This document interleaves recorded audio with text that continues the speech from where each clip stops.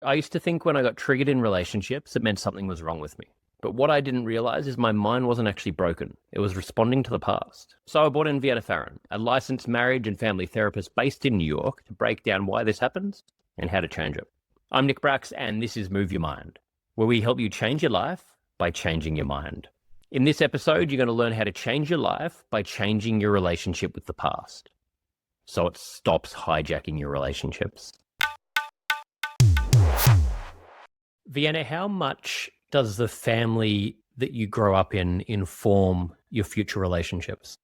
I think it informs just about the majority.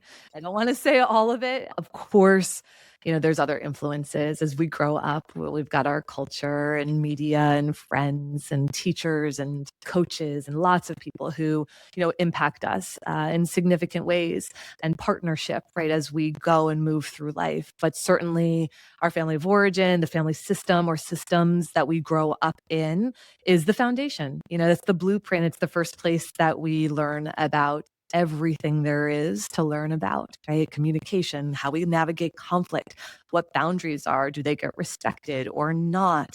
What intimacy is, how people respond and react to vulnerability, worthiness. Do I feel worthy? Do I need to perform and be perfect or look a certain way in order to get connection and closeness with my family? Do I need to be like them in order to belong here? How are our differences navigated and managed? Am I important to these people? Or are there other things that are more important to them? And what does that look like? Right? There's just so much that gets taught and embedded into our foundation and blueprint as kiddos. And it's, these relationships with our parents and our caregivers that really sets the tone for that. It's fascinating. And is it something that even if we become aware of, we can only change so much? Like we can learn, we can evolve, we can Mhm. grow, we can maybe even change our value system or whatever it is. But is that always going to be running in the background, even when you go to extreme lengths to change it? So awareness obviously is incredible. We want to be able to have insight into our past and how it is still with us in our present day. Um, a lot of people have their aha moments and the light bulb moments, and they're like, I know exactly why I keep dating this type of person or why I engage conflict in this way. And they might be able to pinpoint it exactly.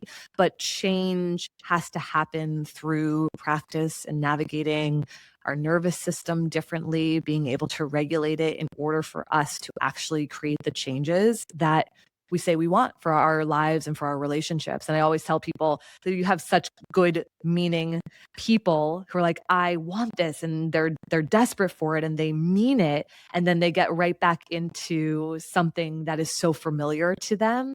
And I know that that can feel so frustrating to a person, but part of the divide between knowing and doing is finding safety in our bodies in order to actually begin to change our patterns. And I think maybe more specifically to your question, healing doesn't end. This concept of like, what is healing? We hear that word all of the time.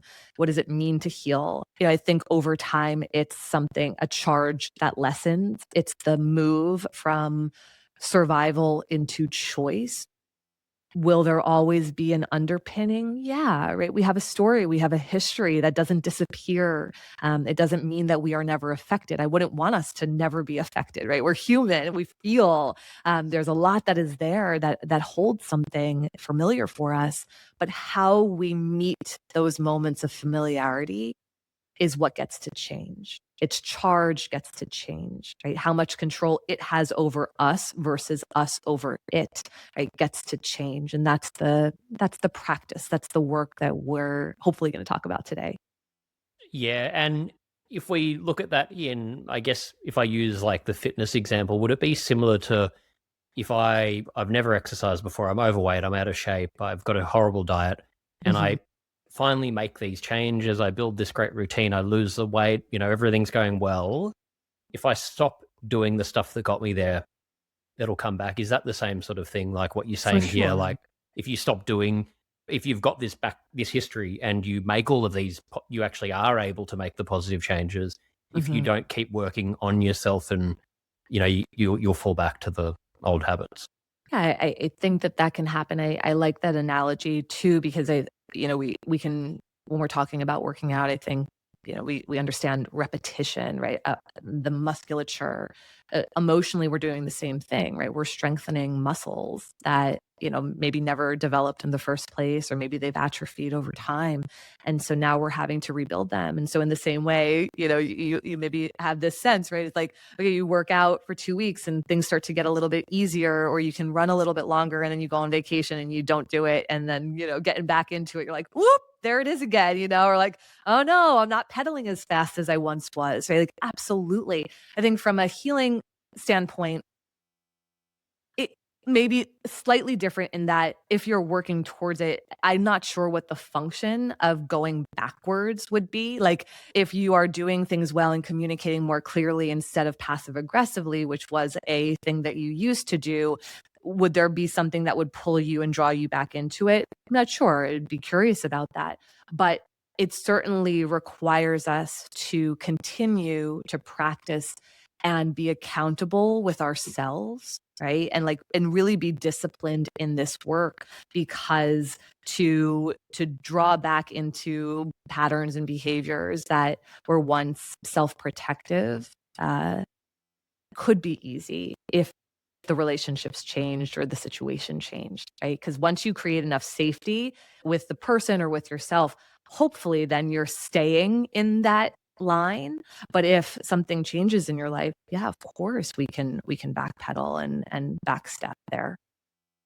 And that would apply not just to romantic relationships, but all relationships, whether it's a friendship, a work situation. Yeah, certainly. And I think even, our familial relationships can sometimes be even more tricky too, because they are often the source of where the pain initiated, right? The origin of the pain. And so as we're trying to navigate familial relationships too, and we're like, okay, mom's not changing, or this is how dad is, or here's what I can expect. But then we get in it, it's so easy for our system to get hijacked by it again and again, no matter how much therapy, self-awareness, practices, tools we have. So yeah, this is not just for romantic relationships, although we tend to see familial dynamics and romantic partnership, they're just so close, right? Because of the attachment piece.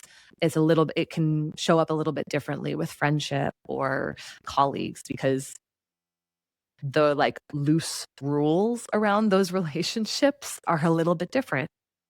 That makes a lot of sense. And it is Mhm. so interesting just how, I mean, I can think of two examples from my own life from fairly recent.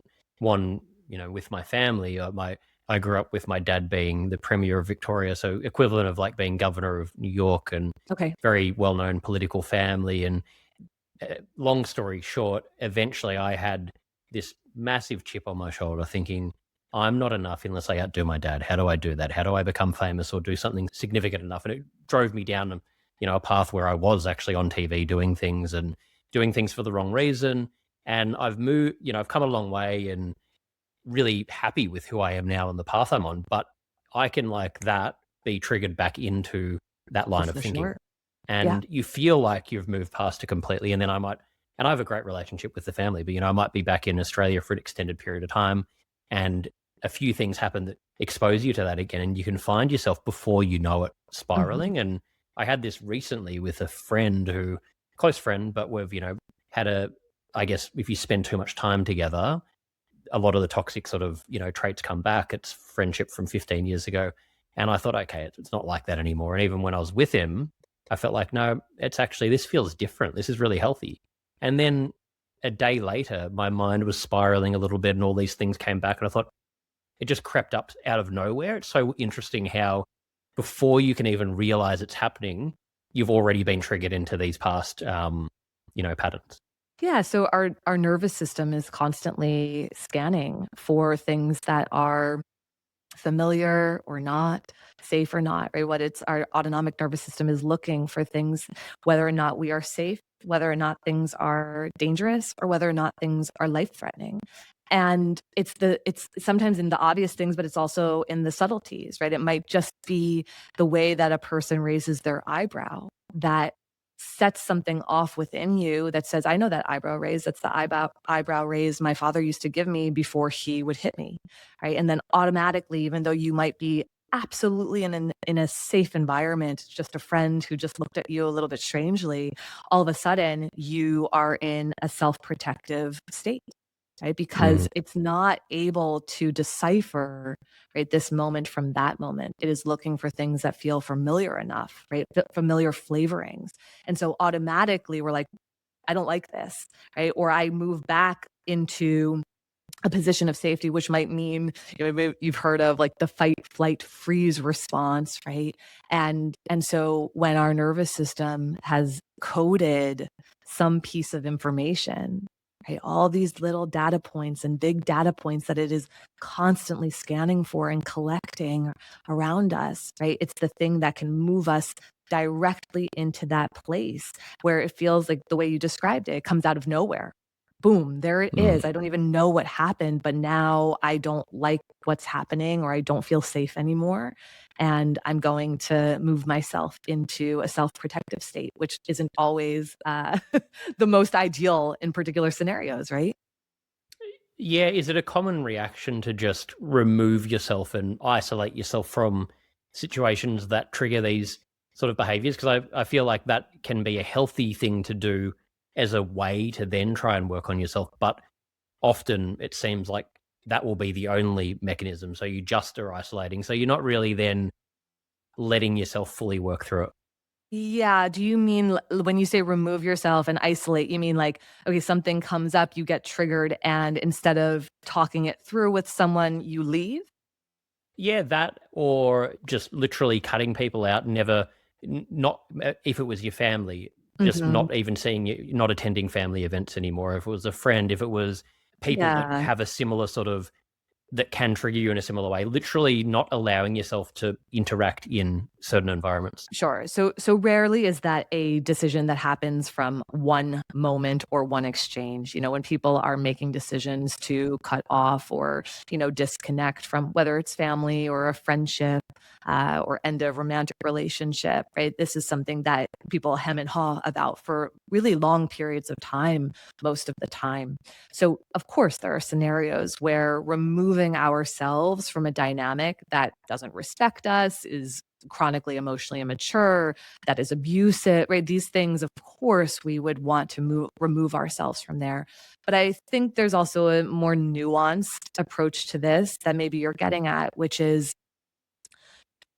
we can't heal things in isolation. We can't heal by avoiding our triggers, right? That's not how it works. Now, it's great to be mindful about who we have in our lives. And if we keep putting ourselves in quote unquote harm's way, right? Of course, that's something that we want to do something differently about. But ultimately, at the end of the day, we can't avoid our way toward healing.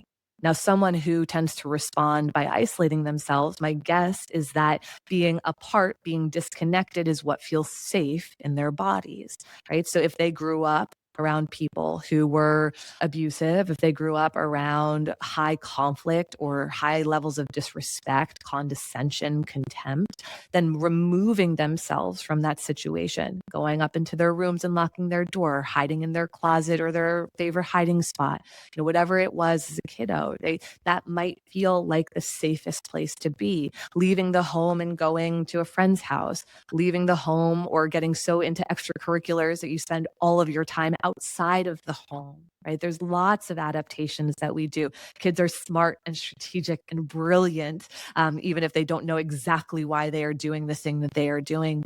But the system is so deeply self protective. And so if you look at an adult now who says, oh, here's the trigger, I got to get out of here. We have to work with that person because ultimately we can't run from everyone. Ultimately, relationships do activate us and they do trigger something, right? That's what happens there. And I think part of why we are in relationship or why we get drawn into folks is because there's an opportunity for us to move through something that is familiar, something that feels really hard for us, but to do it differently so that the wound, the pain, the trauma, whatever it might be, gets to have a disconfirming experience.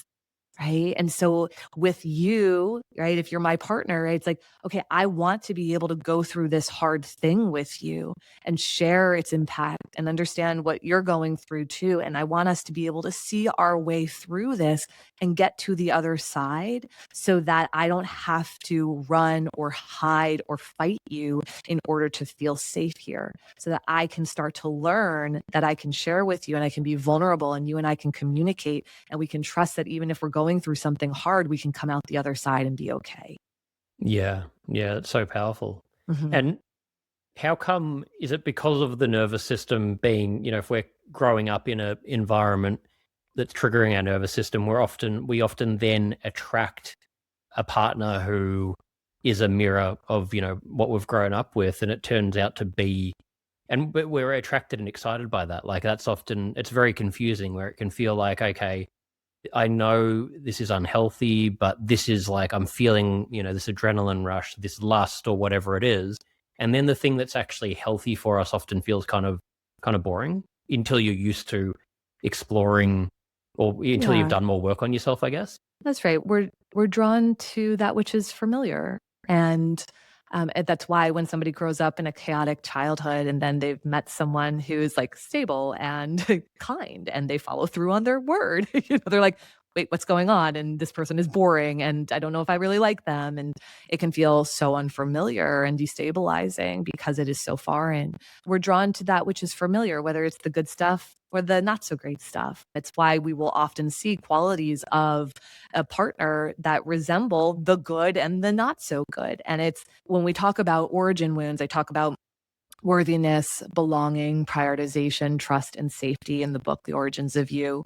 And, you'll see and people are, why, if I know about this, why would I ever choose somebody who's going to deprioritize me the same way I didn't feel like a priority growing up, right? It's like, it's the familiarity. These are not conscious decisions that we are making. And we also don't, it's so, there's a difference between going on a few dates with a person versus getting really far deep into a relationship, and what starts to kind of unravel and play out there. It's very hard to know that we're choosing somebody that is going to repeat something for us on the first date. There might be some indicators and some signs, certainly, but ultimately we're feeling each other out, and then we're moving forward from there. The the goal is not, okay, I got to choose something that is wildly unfamiliar in order to have success, right? We want to have, two people in a relational system who are willing to see their wounds, to see their behaviors, to see how they self protect, and to work with those things together so that we are having new experiences that disconfirm the pain that we hold and carry with us from childhood or from past relationships. So it obviously there's Mm. complexity to all of this, but we're not choosing people who are just going to rewound us and cause us pain because it's fun for us. Like that, no one is signing up for that. No one is like, oh, let me do this because I enjoy experiencing this torment, right? But we do Mm. find ourselves there because we are drawn to what is familiar. And ultimately, we're trying to see, can I be worthy to this person? Am I good enough? Can I be that without having to convince them or chase them or prove something or show up in a certain way? Right? Can I just be loved and chosen as I am?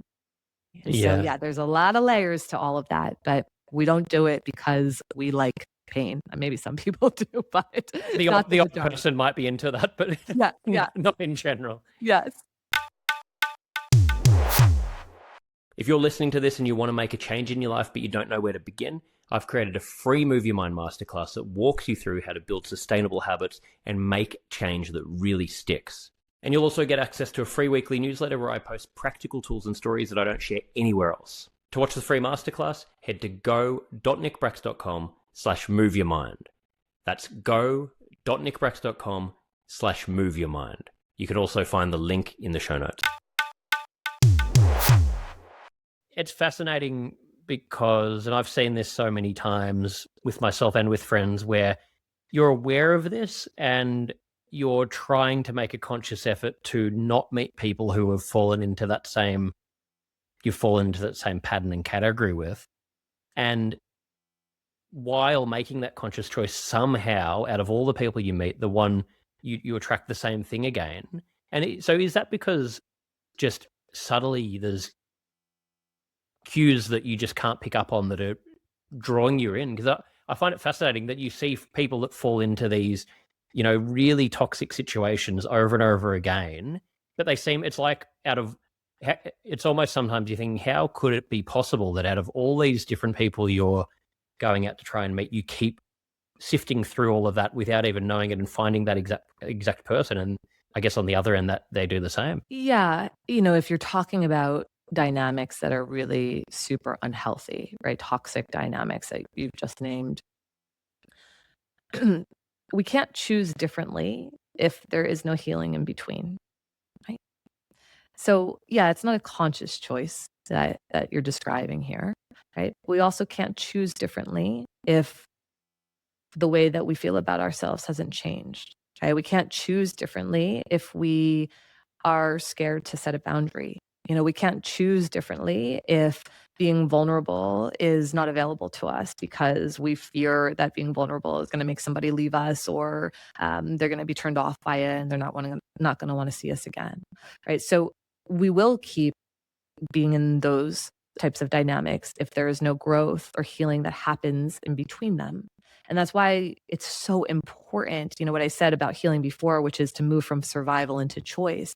The work that we need to do in order to get to a place where we can choose differently is that we do need to meet this pain in ways that are probably different than we've met it before. I think for a lot of people who are maybe newer to this work or maybe haven't heard about origin wounds, they should take a quiz that I have, which is what's your origin wound, so that you can learn, okay, do I struggle with worthiness? Do I struggle with belonging? Do I struggle with feeling like a priority? Do I struggle with trusting others or trusting myself or feeling safe in these dynamics? So they know where to start. But I always say, when stuck, grieve more. Right? Part of this is that I keep choosing the same people because I can't choose differently. And I can't choose differently because maybe the way that I feel about myself or my worth is still very low. And so I accept much less than what everybody tells me I deserve, or what I ought to have in a partner, right? It's like the words are very nice, but we can't get there if the work on ourselves isn't something that we shift. And so it needs to be felt. A lot of times people really avoid connecting with their pain in a way that is actually useful and purposeful for them. Right? They avoid it. Maybe we stay focused and complain about what's happening in our lives, but we don't actually go back to the origin wounds, right? The origin pain. And that's where, my work comes in. Is I don't want to stay stuck in the past, but we do need to look at the past in order to move forward, right? In order to like unlock what is available to us today. And so, yeah, if there's somebody listening who feels like they're stuck in this pattern and they mean well and they know better and they don't want to keep putting themselves in this position, and yet these are the people they keep finding, right, what I would say to that is that your origin wounds, your origin pain is something that hasn't been addressed properly. And to walk through this practice of acknowledging and naming what the wound is, but also making contact with it. There's some inner child healing work that needs to be done around this, and grieving that needs to be done, and nervous system work that needs to be done, so that you don't get drawn back, pulled back into things that are unhealthy for you, so that you actually have the tolerance to choose differently in those moments. It's very hard to do the latter because choosing differently doesn't actually feel good in the moment. Like healing doesn't feel great in the moment when you're doing it. It's like the victory is a little bit further down the road. To do it differently in the moment probably means that you have to face rejection. Right? To do it differently in the moment might mean that a relationship has to end. And maybe to synthesize this, I'm happy to share a story of my own life that might help frame this for folks. I'm an only child. My parents went through a 9-year divorce process. That was the longest in the state of New Jersey at the time. And they were highly conflictual. There was a lot of manipulation, gaslighting, psychological abuse, paranoia. It was really intense. And I was a young girl who just kind of flew under the radar around it. I was affected by it, but I couldn't be affected by it because they were crashing and burning around me, and I didn't feel like there was a lot of room for me to not be okay. So I became someone who was always okay, always fine, unaffected by everything and anything. And if we speed up my life and look at my 20s and dating, there is a moment that really stands out to me. There's a relationship. I really thought that this person was somebody I could spend my life with. And his ex came back into the picture, and she wanted to be back with him after she had found out that he and I were together. And automatically, I'm like, "Oh, totally understand. It's fine. Like, figure out, of course, I understand you need to figure out what's best for you, and no worries. Like, I'm good." And, I same thing, right? This role over and over again of like, okay, this is what I do. I'm unaffected. I'm unbothered. I'm boundaryless. I'm caring about another person's experience way over my own. I'm so disconnected from how I feel. And I remember having this kind of aha moment of like, oh my gosh, there it is, like, wow, I can just connect this. And, it took some processing. And finally, I was able to have a conversation with him where I was able to say, this actually feels very disrespectful. They were spending time together, and that I had supported initially, that this feels really disrespectful. And I don't feel good about this. This really hurts me. And I'm going to remove myself from the equation here. He was trying to figure out whether he was going to go back to her or stay with me. And, that was the last time I had spoken to him. And, this pivot, right? I knew that doing something different in this moment, right? Voicing how I feel, setting a boundary for the first time. I mean, really, like, this is not hyperbolic. To say how I felt for the first time was life changing. It was so hard to do for anybody who doesn't share how they feel. Like, to say, I'm not okay with this. This is disrespectful. I'm not good here. Like, that was so hard for me to do. And I needed to have enough safety in order to do it. And I also needed to tolerate the outcome, which was that this was going to end. Mm. Right. And to tolerate that, right, required safety of like, okay, you can handle an ending. You can handle an ending. And I really needed to spend time there processing, grieving, witnessing the pain, but to be able to do it differently in that moment instead of stay in the same pattern and the same role as childhood.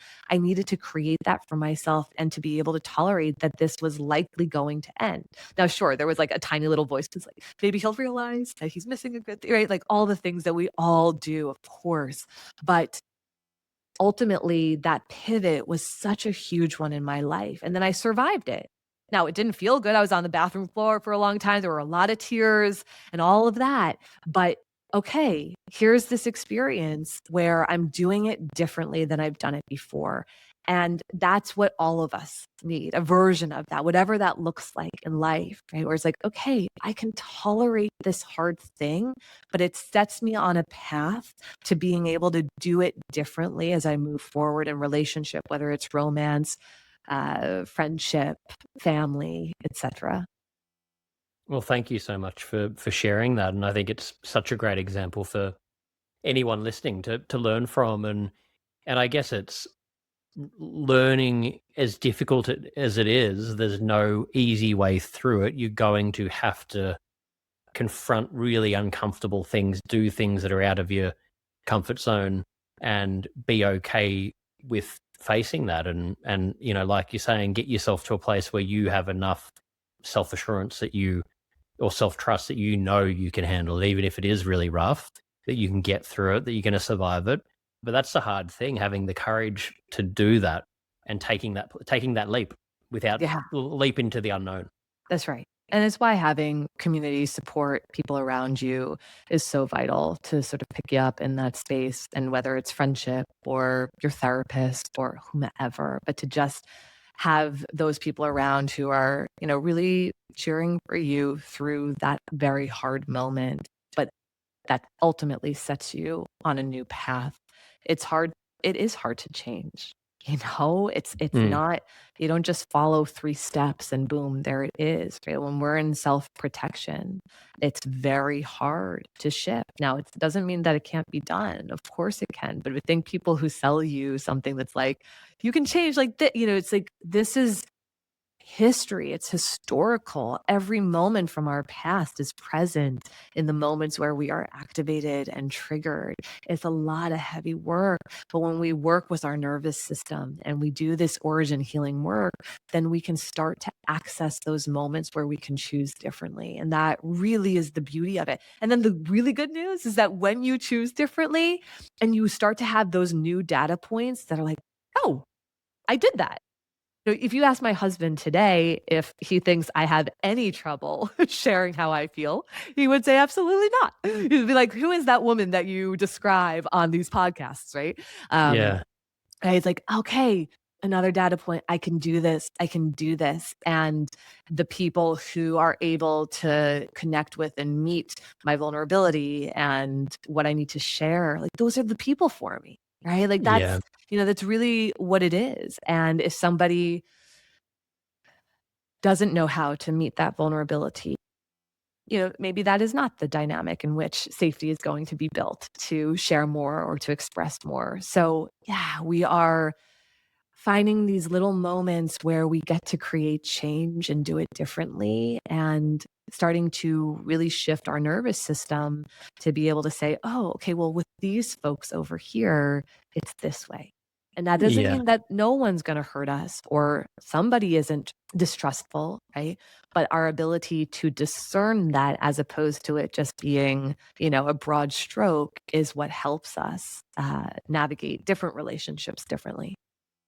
It's so important.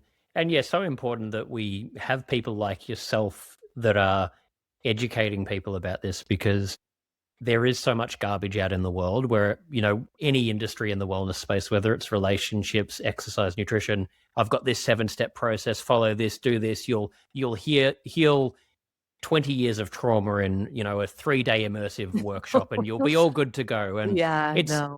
it's very easy to sell it to people because Mhm.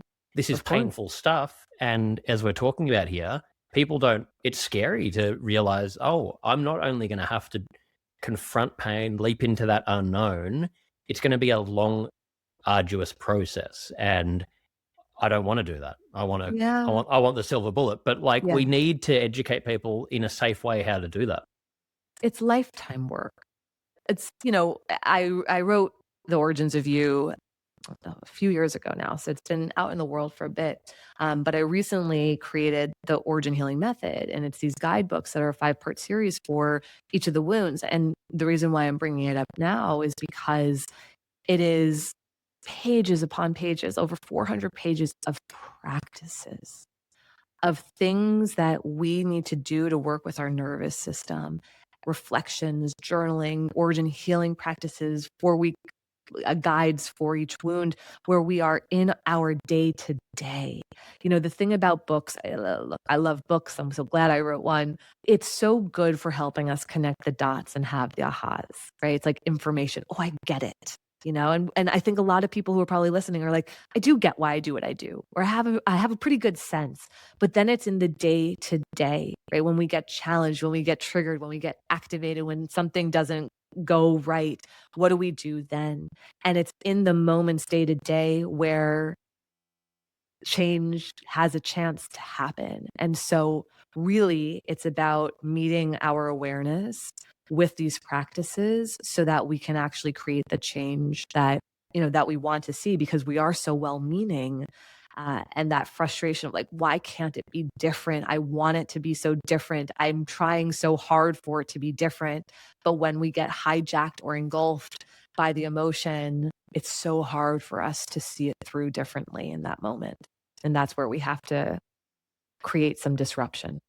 Yeah, you can't think clearly or logically when you're in fight or flight. And how important is immersion therapy for dealing with a lot of these things? I mean, I guess like what you were talking about there in your example, you had to immerse yourself in that process and in so many different ways. If I look at, my own life, that's been probably where I've been able to make the biggest breakthroughs. Like Yeah. when I was first getting into public speaking. I was so scared of doing it that I would be vomiting before talking, and I had to just keep doing them. And I did a shocking job, and had all these things in my head saying, everyone's going to laugh at you, you got nothing good to say, etc., etc.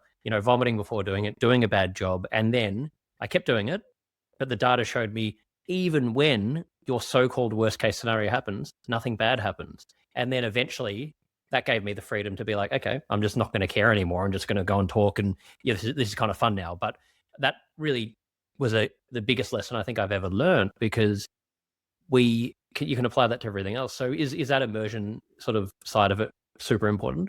Yeah, kind of full circle, because one of the earlier questions you asked was, can you isolate yourself in this, right? And Mm, no, we can't heal in isolation. We can be discerning, certainly. And what you're describing of your experience, right, is like, yeah, you collected new data points that disconfirmed that if I fail, I'm going to whatever, be mm, unworthy or fill in the blank. I'll be made fun of. I will feel embarrassed, et cetera, et cetera. And you have linked that to like, okay, here's my father who I held on a pedestal at one point in my life. And, I needed to outdo him in order to be worthy, in order to be successful, in order to have amounted to something.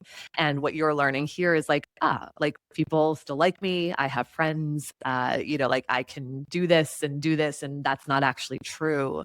And so this narrative, this story I've held for my entire life, right, is getting chipped away at moment by moment, practice by practice.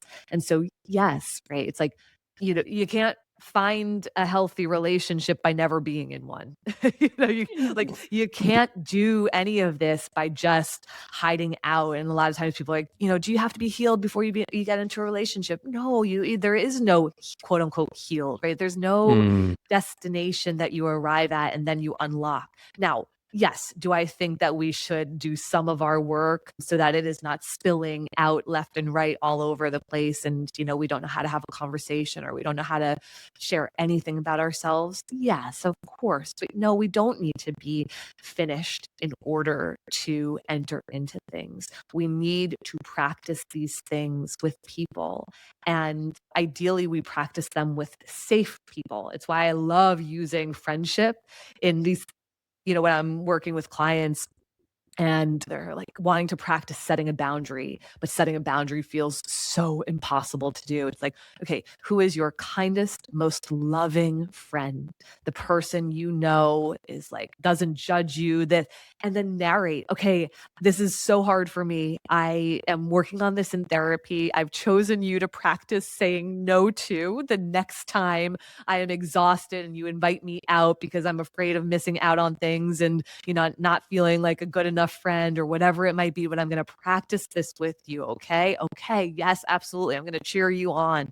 Right. We need safe people in our lives to practice these things so that we have that data point, like you said, that said, okay, yeah, it was embarrassing. I did a terrible job. And guess what? People still wanted to talk to me afterwards. Oh, I said no to a friend. And guess what? She was like, okay, cool. I'll see you tomorrow. mm. Like, Yeah. okay, right. And look, sometimes that doesn't happen, right? Sometimes we take a risk and we ask to get clarity on where we stand in each other's lives if we're dating. And that does scare a person off. And they say, I don't want to date anymore. They ghost us. And we're like, I shouldn't have done it. I shouldn't have done it. Right. We have to be able to tolerate the outcome that we don't want to. Part of that, right, it really builds our capacity for the human experience, right? We're not just Yeah. building the capacity for the human experience of, oh, this went well. No, we're building the capacity for the human experience of like, sometimes things go well and sometimes things don't, but I can also feel safe no matter where I am in that space. And that's just such beautiful work to get there. So, yes, we do need Mm. to immerse ourselves in this work. We need to take risks when it is appropriate for us to take risks. That doesn't mean to do that, like, okay, I'm going to take a risk. It's like we can really be intentional about it. Right? With whom? Where do I feel safe enough to take a risk? Okay, I'm going to practice that. Let's start there and then build from there and expand out what that risk taking really looks like. Yeah. It's refreshing to hear, a lot of the stuff you're talking about, because I feel like a lot of the time we're told the extremes. So you were talking about before, and so I was going to ask you that question. Do we need a period of time or extended period or whatever it is to be alone while we're healing? And I guess like what you're saying, it's nuanced, and sure, you might need some time if you're really going through it, but have this hard and fast rule, because you'll hear a lot of people say, well, you need to get yourself to a place where you're not dating anyone. You're okay if you were never with anyone forever. And, that's, and it can go to any extreme. But I think, like you're saying, we learn, if I look at my current partner, I mean, it is a mirror, what they say, like, and I've grown more being with her for the last 4 years than I think I did in the decade before it, because she's done so much work on herself and she calls me out on everything, and I don't get away with anything. And often when that's happening in the moment, you're wanting to, I'm wanting to put my head through this wall. But then you think about it, you process, and you're like literally thanking your partner for pointing that out, because That's right. these are things you're not aware of otherwise. Like, I would have never ever Mhm. worked through any of these things if I didn't have that shown to me. No one else was telling me. Right. Right. That's right. So it's powerful. That's Yeah. really powerful. What would you say is the most common issue that comes up in the couples that you work with that you see?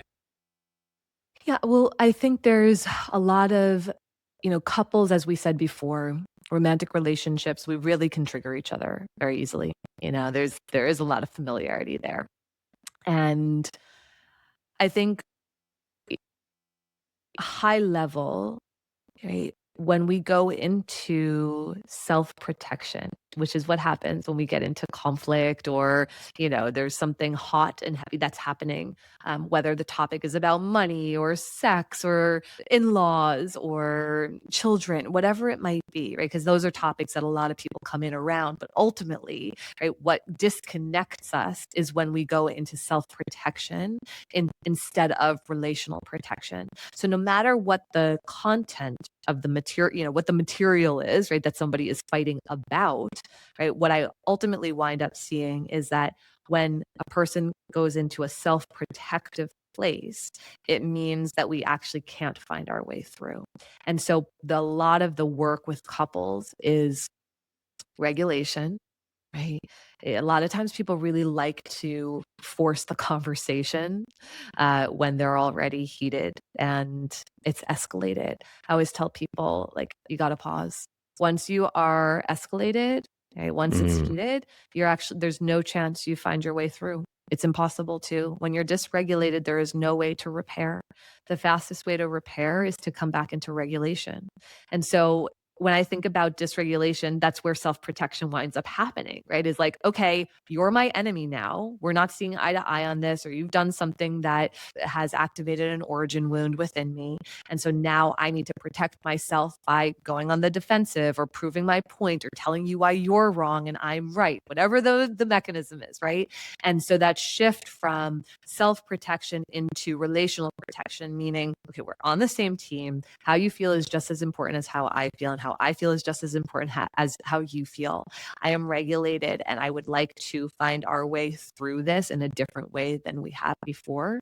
Like, that's where we can start to bridge the divide, bridge the gap, because ultimately, under whatever it is that we're fighting about, whatever it is that's causing disconnection or conflict, underneath that is going to be one of the origin wounds. Either I'm not feeling worthy, I'm not feeling a sense of belonging, I'm not feeling prioritized, I'm not feeling like I can trust what's happening here, or I'm not feeling safe.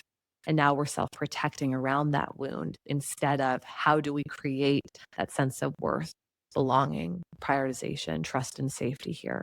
And once we can come back around to that, then generally we can move through hard things very differently. But when we're on opposing sides and we're just in a place of self-protection, it's very hard to do that. Yeah, I Mm. love what Esther Perel says. She says, when I'm listening to couples, I'm not listening to what it is that they are fighting about. I'm listening to what it is they are fighting for. Right. And so this idea that I am fighting for my worth, I'm fighting to be valued, I'm fighting to be seen and understood, I'm fighting for trust and safety in this relationship, right? Like that changes it, that reframes it so much. And so again, self-protection into relational protection and care is such an important thing. And it's where I see so many people kind of break down and kind of fall apart around.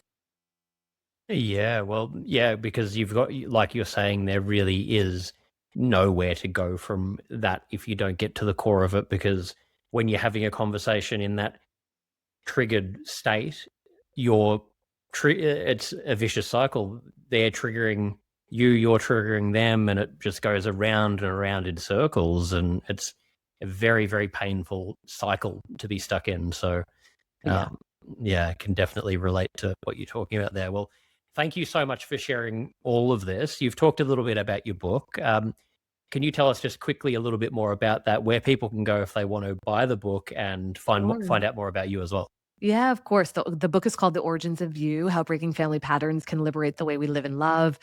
It is a deep dive into how we grew up, our origin wounds that I've discussed already today. I do a lot of storytelling, which I think is a beautiful way to invite in a reader to like see themselves through the lens of others. I can sometimes be Mm, a little bit easier than being like, "Do I do this?"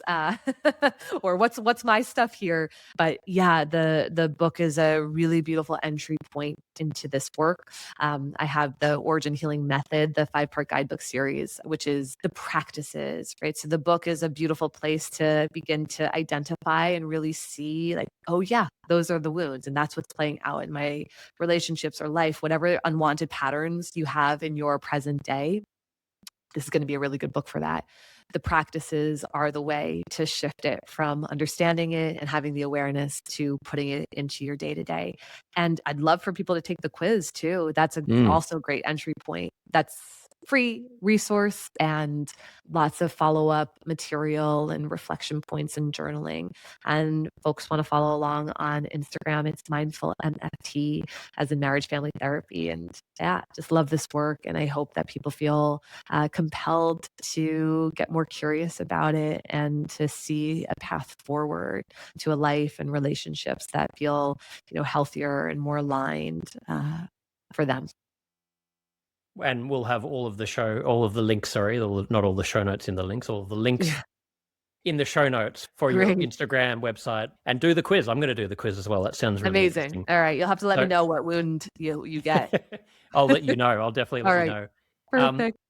Final thing, I just finished with two closing questions. Yeah. Okay. Um, First one being, if what do you think is the biggest mistake you've made in your life that ended up shaping the direction you went in? Eh, I don't know if I'd call it a mistake, but I think for holding on to the belief that I was unaffected for so long, I wouldn't call it a mistake. I think it's right. Like it all kind of brings us to, but to what you said, right? It's like it did shape me. I have a real sense of what it is like to avoid pain for a long time. I know you do too in a different way, but it did somehow bring me to this work. I always say, therapists, we get into this line of work, whether we know it or not, to resolve that which is unresolved in our lives. I didn't know it. I clung to the belief that I was unaffected.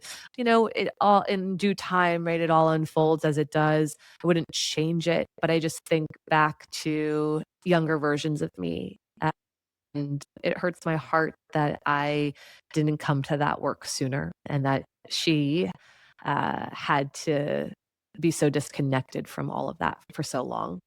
Yeah, well, life only makes sense backwards, but has to be lived Yeah, forward. That's what I sort that's of that right. comes up all the time on, in these conversations, and I really believe that. Final question, talking about the younger version of yourself, what would be one piece of advice you would give to your 18-year-old self if you go back in time? 18, 18-year-old Vienna was great. I really liked her. Um, I would say it's okay to not be okay. I love that. Yeah, I would say it's okay to not be okay and to find small ways to start revealing that to people. Yeah, simple and powerful. Well, Vienna, thank you so much for Yeah. making the time to have this conversation, and yeah, love the work you're doing. Thank you so much. Thanks for having me. Honored to be here and in conversation with you. And thank you for listening. I'd love to hear your thoughts on the episode and any topics you'd like to hear about. Feel free to leave a comment or send me a DM. Your feedback is always appreciated. It would mean the world to me if you can subscribe to my channel, leave a like or comment, share it with your friends. It makes a world of difference. It doesn't cost anything, and it helps me to get this show bigger and better and bring on the guests and the production value that you ask for every single week. I couldn't do it without you guys. Thank you so much.